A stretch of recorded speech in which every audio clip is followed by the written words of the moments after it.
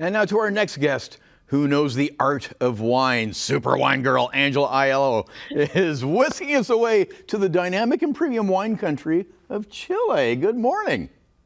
Oh, good morning, Bob. I know you're a red wine lover, so Cab you've Sauvignon, discovered yeah. the wines of Chile, haven't you? Oh, yeah, absolutely, yeah. This is the world's skinniest country. How does that come into play with winemaking?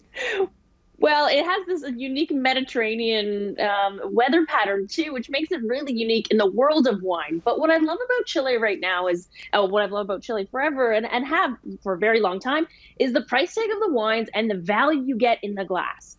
Now, I really do, taste a lot of wines, and I think over my course of my career, I've probably tasted 15,000 wines or more. And I can Wow. honestly say Chile wines, particularly the reds, are amazing. Wow. Okay, now what makes them so special, though? Definitely. So we have this really cool, we have sort of the four borders in Chile. You've got the Andes Mountains, you've got the desert, you've got Patagonia, you have the ocean. So you have an incredibly cool area.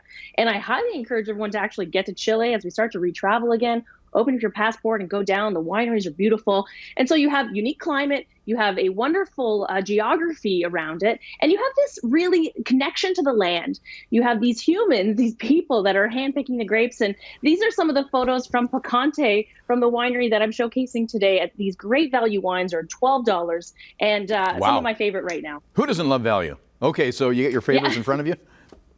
Yes, so we have a Cabernet Sauvignon, which we all know is sort of the grandfather of all wines. We love him. He's a wonderful wine across the world, most planted red grape. And then Carmenere, which is an extinct grape from France that came over to Chile before Phylloxera, which is a sort of vine-eating louse. And Chile actually saved Carmenere, the whole grape. And so it's a very unique place for this grape. Huh.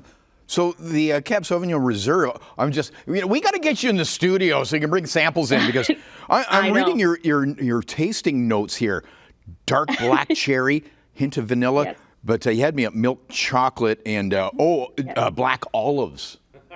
That sounds really unique. That sounds amazing. And a little hint of oak. I mean, this wine is exactly, you're reading my tasting notes. I made those up and I tasted it. It's fantastic. And I also love this wine as we head into barbecue season. I mean, I picked up a T-bone steak from Whispering Meadows Family Farms, and I grilled it up this past weekend and had this pairing. And it's just wonderful. You herb crust it. You can throw it on a barbecue. You can put it into a cast iron pan, and I think this is a wonderful pairing that you're going to enjoy. And I love the Whispering Meadows Family Farms actually has naturally raised organic meats, home delivery, fantastic. I mean, the pairing was exquisite. Wow. How many, so the other two bottles are, how many vintages are there, and how many offerings are there from that region? Okay, so Chile offers a lot of wines. The wines I have here today are two from the Picante family. It's actually from 1938, they've been farming. There's three generations. And so the Carmenere and the Cabernet Sauvignon look so this is the labels. You can see them in the LCBO. It says PKNT on the label, which stands for passion, knowledge, nature, and time. And so when you go in, actually, a lot of the LCBO consultants, you can say, I want the Picante wines or the PKNT wines. And these are the wines they'll direct you to. So that reserve is $12.25, but what's the price range? How much can you spend?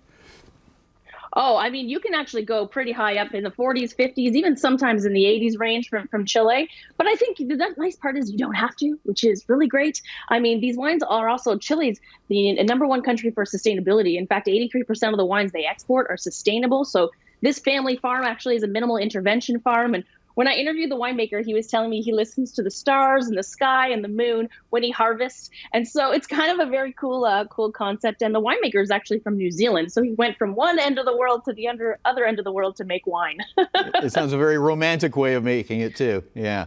So, yeah. And Brian's standing by after this break. He's got some barbecue weather finally coming up for the weekend. So now we know what to pair our steaks with, and just about anything else with the Cab Sauvignon and other selections from Chile. Super Wine Girl, good to see you. Thank you, Bob.